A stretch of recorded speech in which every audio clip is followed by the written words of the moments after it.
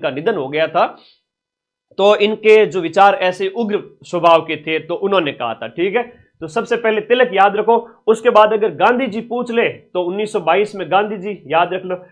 फिर नेहरू रिपोर्ट है जो 1928 की है, उसमें कहा था कि भारतीय लोगों के द्वारा भारत का संविधान तैयार हो। ऐसा सबसे इंपॉर्टेंट क्वेश्चन ये आता है कि संविधान की सबसे पहले, संविधान सभा की सबसे पहली मांग कब की गई थी? एक अच्छा प्रश्न आता है, किस व्यक्ति द्वारा? हाँ, सबसे पहली बार। बहुत प्यारा। एडमिट कार्ड आज ही आएंगे, रुक जाओ मैं बता दूंगा, एडमिट कार्ड आते ही लाइव आ जाना, मैं बता दूंगा। एम.एन. रॉय वाला प्रश्न है ना, थोड़ा इंपॉर्टेंट है। वो पहला व्यक्ति कौन था उसमें, हालांकि संविधान सभा की व्यक्तिगत मांग, ये अच्छा प्रश्न है। बाल गंगाधर तिलक वाला भी याद रखना, लेकिन ऑप्शन में आपका एम.एन. रॉय दिखेगा। सिर्फ उस समय एम.एन. रॉय को ही आप सही करोगे। किसको सही करोगे? एम.एन. रॉय। एम.एन. रॉय ने 1934 के अंदर कहा था, है ना, व्यक्तिगत रूप से इसकी मांग की थी, ये याद रखिएगा। बाकी वाले ज्यादा इंपॉर्टेंट है नहीं। कांग्रेस वाला, लखनऊ अधिवेशन वाला, नेहरू, पंडित नेहरू के द्वारा 1938 में, ब्रिटिश सरकार द्वारा, ये सब छोड़ सकते हो। क्रिप्स मिशन में भी हमें कुछ खास मिला नहीं, क्योंकि क्रिप्स मिशन असफल हो गया था। और कांग्रेस विशेषज्ञ समिति जो 1946 की है, उसने भी संविधान सभा का मसौदा तैयार किया था। तो सर सबसे इंपॉर्टेंट क्या है? Cabinet mission. एम.एन. रॉय याद रखना, फिर कैबिनेट मिशन याद रखना। दूसरा, माइंड मैप ऐप डाउनलोड करके इस टेस्ट सीरीज वाले सेक्शन में जाओ। फुल लेंथ टेस्ट नंबर 13 और 14 फ्री है सभी बच्चों के लिए, चतुर्थ श्रेणी कर्मचारी के। वो टेस्ट हैं, वो आप लोग अटेम्प्ट कर लेना फ्री में। आज मैं सारे नोट्स डालने वाला हूं। India history culture, Rajasthan history culture, geography, current affairs, सारे के सारे नोट्स टेलीग्राम में डालूंगा। इसका लिंक इस वीडियो के नीचे ब्लू कलर का दिया हुआ है, आप लोग फटाफट ज्वाइन करो टेलीग्राम। ये देखो, इस वीडियो के नीचे एक लिंक पिन किया हुआ है, टेलीग्राम ग्रुप ज्वाइन कर लीजिए। मैं आप लोगों को आज सारे नोट्स देना चाहता हूं। आज 12 तारीख हो गई, 12, 13, 14, 15, 16, 17 और 18, 7 दिन, एक सप्ताह बचा है, बस पढ़ लीजिए। एक जो सबसे इंपॉर्टेंट है कि संविधान सभा का जो हम कहें अगर का निर्माण, सो संविधान सभा का जो निर्माण है वो किसकी वजह से हुआ था, ये किसकी सिफारिश पर हुआ था? तो वो है आपका संविधान सभा के गठन की कैबिनेट मिशन, है ना। संविधान सभा के गठन की, ये हम जनक कह सकते हैं भीमराव अम्बेडकर। अगर ऑप्शन में नहीं हो तो आप ये याद रखना कि संविधान सभा का गठन, संविधान सभा का गठन किस संस्था की सिफारिश पर किया गया, तो ये आपको याद रखना है आपका कैबिनेट मिशन 1946 का। बस इससे ज्यादा कुछ भी याद नहीं रखना है, कैबिनेट मिशन याद रखना है, इससे ज्यादा कुछ भी याद नहीं रखना। ये ऑप्शन में आएगा, कैबिनेट मिशन आपसे आएगा। कब का है? 24 मार्च 1946 को 3 सदस्य भारत आए थे, है ना। अब अंग्रेजों के हाथ में राज रहने वाला था नहीं। उस समय क्या हुआ कि उन्होंने कैबिनेट मिशन भेजा भारत, बोले कि भारत को हैंड ओवर कर दो इनको। तब 24 मार्च 1946 को भारत आता है, भारत के संविधान सभा के गठन की बात करता है। इसके 3 सदस्य है, वो आपसे एग्जाम में पूछे जा सकते हैं। कैबिनेट मिशन जो भारतीय संविधान सभा का हम कह सकते हैं जनक है, जिससे उत्पत्ति हुई, कह सकते हैं सिफारिश हुई, उस सिफारिश को इंप्लीमेंट किया गया, तब संविधान सभा बनी और उस संविधान सभा से हमारा संविधान तैयार हुआ था। तो उसमें हम कहें तो जॉर्ज पैट्रिक लॉरेंस है ना, ये लॉरेंस है, वो आपके कैबिनेट 1946 उसका हेड था लॉरेंस, है ना। दूसरा है स्टेफोर्ड क्रिप्स, फिर है एवी अलेक्जेंडर क्रिप्स और लॉरेंस।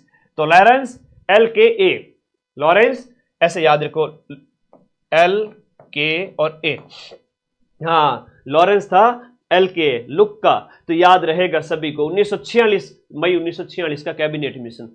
कैबिनेट मिशन के तहत मैं इस पूरी क्लास में से आपको 15-20 बार बोलूंगा, वापस बोलो वापस बोलो, तो आप लोग मेरे साथ साथ वापस बोलोगे, वही प्रश्न एग्जाम में आएंगे। और तुम एग्जाम हॉल में बैठे बैठे मुझे याद करोगे, अरे गुरु जी की तो आवाज हमारे दिमाग में गूंज रही है ना, कि वो क्लास के अंदर सर ने कहा था प्रश्न आएगा, है ना, और ये प्रश्न आ गया। लो चलो अब देखो यहां पर सदस्य। सबसे पहले शुरुआत में संविधान सभा के कुल सदस्य कितने थे, यह प्रश्न भी एग्जाम में आता है। शुरुआत में संविधान सभा के कुल सदस्य कितने थे? 389। अब 389, 400 में 11 ही कम है, लेकिन इन 389 में तो ब्रिटिश भारत से, ब्रिटिश भारत के जो क्षेत्र थे उसमें से 296 देशी रियासतों का पूछे तो देशी रियासतों के सदस्यों की संख्या 93 थी। देशी रियासतों की कितनी थी? 93। ब्रिटिश प्रांत थे, वहां से हो गए 11। इस प्रकार से ये आप लोगों को याद रखना है, ठीक है, ये आप लोगों को इस तरह से पूरा याद रखना है। अब मुख्य आयुक्त के जो क्षेत्र थे, जो सेंट्रल प्रोविंस क्षेत्र थे, उनमें हम बात करें केंद्रीय जो क्षेत्र है, अजमेर, मेरवाड़ा, ब्रिटिश बलूचिस्तान, कुर्ग और दिल्ली, ये 4 है वो आपका केंद्रीय क्षेत्र हुआ करते थे उस समय के। एक बहुत प्यारा प्रश्न जो पूछा जाता है, संविधान सभा का गठन तो किया गया और उसमें जो सदस्य भेजे जाते थे, सीटों का जो आवंटन किया गया था, संविधान सभा ही क्या थी? एक प्रश्न आता है, आजादी से पहले की संविधान सभा ही आजादी के बाद में क्या बन गई? भारत की, बोलो क्या बन गई? संसद बन गई। तो आज भी संसद के सदस्य, लोकसभा के, राज्यसभा के, उनका इलेक्शन होता है कि नहीं होता है? हाँ गुरुजी, हुआ है, चौकी बात है। तो उस समय संविधान सभा के सदस्यों का जब निर्वाचन किया गया था, वो किस बेस पे हुआ था? तो संविधान सभा के सदस्यों का निर्वाचन है वो इस बेस पे हुआ था। वेरी इंपॉर्टेंट, लिख दिया, मतलब प्रश्न परीक्षा में आ सकता है। जनसंख्या के अनुपात में प्रति 10 लाख, हर एक 10 लाख के क्षेत्र में परिसीमन नहीं होता है आज भी, तो परिसीमन किया जाता है इलेक्शन के टाइम में, है ना। तो उससे एक मेंबर है वो आपका एमपी है वो इलेक्ट होकर के जाता है। तो वो 10 लाख पर एक मेंबर गया था, 10 लाख पर एक गया था संविधान सभा में। धार्मिक समूह की बात करें तो ब्रिटिश भारत की 296 सीटों में से 213 तो सामान्य थे, मुस्लिमों की सीटें हैं वो 79 थी और सिखों के 4 सीट थी। तो छोटा सा याद करना, लेकिन जो इंपॉर्टेंट है उसके ऊपर मैं बात करूंगा यहां पर। चुनाव की पद्धति क्या थी? देखो,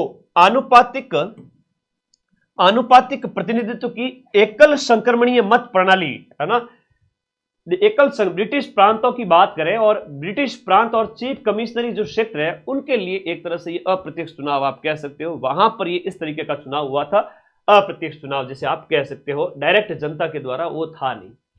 देशी रियासतों की बात करें तो उनके प्रतिनिधियों का मनोनयन रियासतों के हेड की परामर्श से किया गया था। तो देशी रियासतों का, ब्रिटिश प्रांतों का, और स्वरूप है वो, अब आपसे कहे कि सर संविधान सभा जो बनी थी उसमें सारे निर्वाचित थे क्या? तो सारे निर्वाचित नहीं थे, आंशिक रूप से चुनी हुई और आंशिक रूप से नामांकित, तो दोनों तरीके से मनोनयन और निर्वाचन दोनों था। चुनाव जो आपके हुए थे संविधान सभा के लिए, पहला प्रश्न आता है संविधान सभा के जो चुनाव है वो कब होते हैं? संविधान सभा के लिए चुनाव सबसे पहले ध्यान रखना, बड़ा अच्छा प्रश्न है, वेरी इंपॉर्टेंट क्वेश्चन है। संविधान सभा के लिए प्रथम बार चुनाव आपका जुलाई 1946 के अंदर, जुलाई अगस्त 1946 में, जिसमें कांग्रेस सबसे बड़ा दल था। कांग्रेस को 208 सीटें मिली है, मुस्लिम लीग को 73 और छोटे दलों को 15 सीटें मिली थी। और आजादी के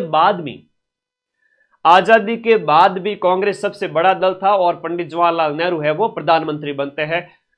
तो ये आपको याद रखना है कि कांग्रेस को सबसे ज्यादा सीट मिलती है जब पहली बार संविधान सभा के लिए इलेक्शन हुए थे।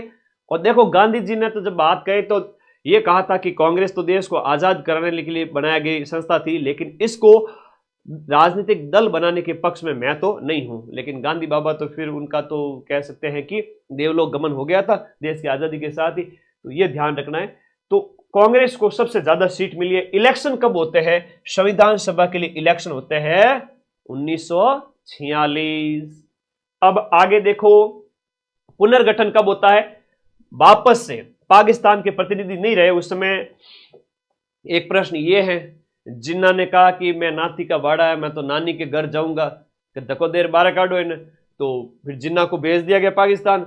जिन्ना अपने सदस्यों को लेके पाकिस्तान चला गया। ठीक है भाई, चलो जा, है ना, यहां कौन सी कमी हो रही है, चले जाओ तुम, दरिया है भारत तो समंदर है, उसमें छोटे मोटे दरिया आते रहते। तो वो जो चला गया यहां से, जो बात करें जिन्ना अपने मेंबर्स के साथ, तो ठीक है। उस समय जो 389 थे उसमें से सीटों की संख्या ये घट करके 299 रह गई, ये आपको याद रखना है। विभाजन के बाद में सीटों की संख्या, जब जिन्ना को धकोदेर बारकाट निकाला गया, उस समय सीटों की संख्या कितने थे?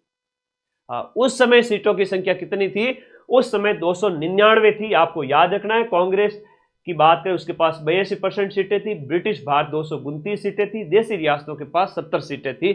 टोटल यहां पर है सीटों की संख्या 299 आप लोगों को याद रखना है। अब